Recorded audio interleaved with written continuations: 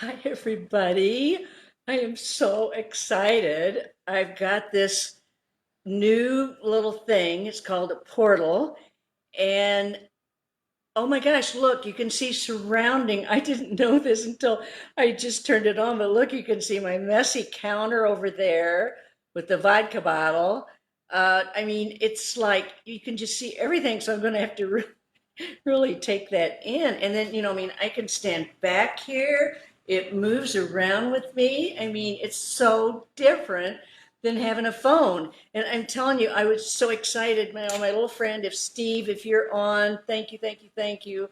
I hope it's working. I wish somebody could send me a message, but I don't think they can. Anyway, Steve, my little neighbor friend, 33 years old and knows everything. He knows everything. He helped me with it yesterday. So I am just like so excited. And I got my rhinestones on today and my martini. Happy Friday, you guys. I hope you're having a good day. And Jerry, if you're on, hi, sweetheart. We've been friends for 54 years, maybe 55. I can't keep up. Anyway, cheers. Okay, this was a pretty exciting week on our Facebook page. And if you all are watching me, then I assume that you saw what was on there.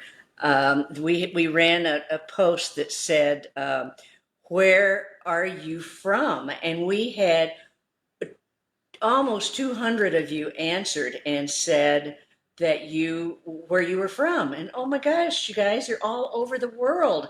We had people, women from everywhere. It was so exciting. Oh, good, Bobby. Thank you. Oh, Bobby Hill just emailed me and said it's working. Oh, kisses. Um, I was thinking, at this age, at 80 years old, I mean, I was pretty proud of myself. And and I thought, but then I got to thinking, you know what?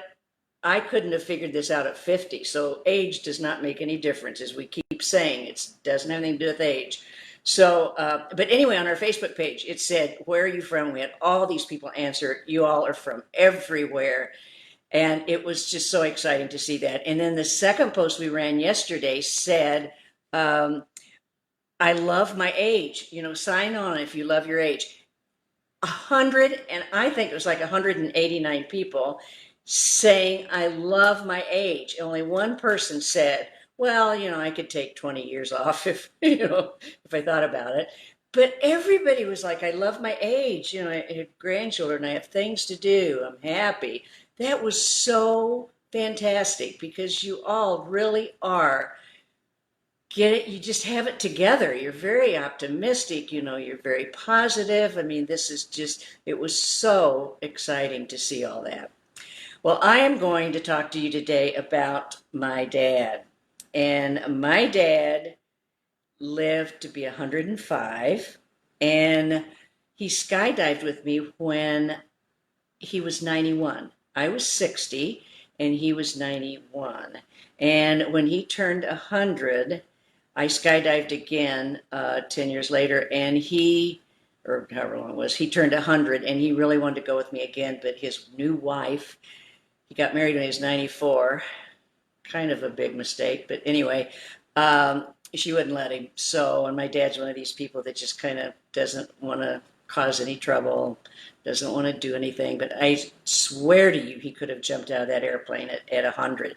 And what was really interesting at 91 was that, everybody says, oh my gosh, I can't believe that and all that. But what was so great was that, I said to the drop zone, I said, he's 91, can he still jump? They said, we don't care, as long as he can get his legs up above his waist. We don't care how old he is. So at 91, my dad, when you land, I know some of you have skydived, but when you land, you put your legs up above your waist so that they don't get caught underneath you and you break your legs. He was able to do that. I can't even do that today. I don't know how that was possible because he didn't exercise. I'm from a small town. My dad delivered bread to all these little towns, and he worked really hard, 12 to 15 hours a day. But oh my gosh, he was such a wonderful, special person, very, very intelligent.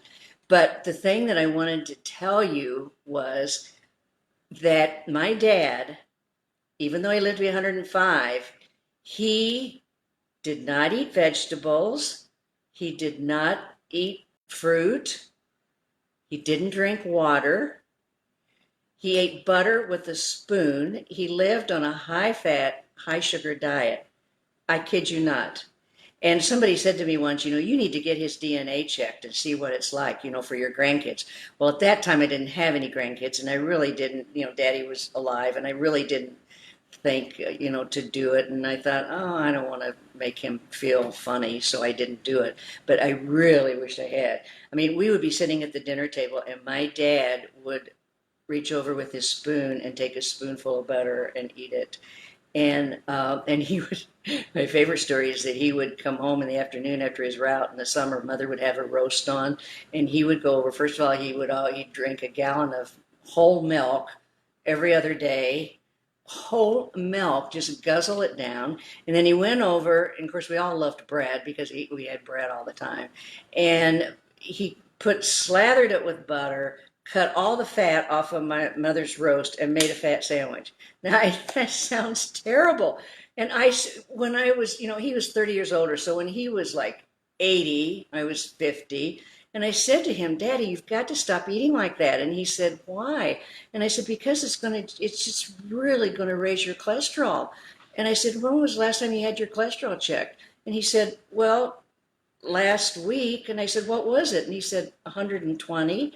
I'm like, okay, so, I don't know, but he had the best attitude. Everything was so positive. We used to have a boat out in Minnetonka, or out here on the lake, and Daddy'd come to visit us when he's in his 90s. And he'd drive up here by himself, 12-hour drive. And we'd listen to the weather forecast that night, and it was like, I said, Daddy, I don't think we'll be able to go tomorrow. It's like 80% chance of rain. And he would look at me and kind of wink and say, well, let's concentrate on that 20%. And so many times, as you all know, it worked out. And I'd get up the next morning, the sun would be shining, and we'd go out on the boat.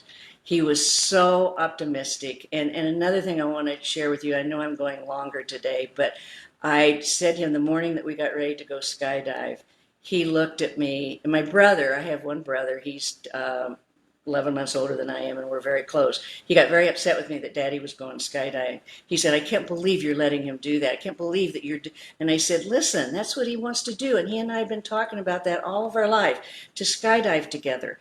And that morning, I still get chills thinking about it. That morning, after breakfast, we're getting ready to go out, and Daddy looked at me and he said, Jean, thank you for letting me do this. And I'm like, oh my gosh. And that's what we have to remember too, as we grow older, as our parents grow older, let them do whatever they want to do.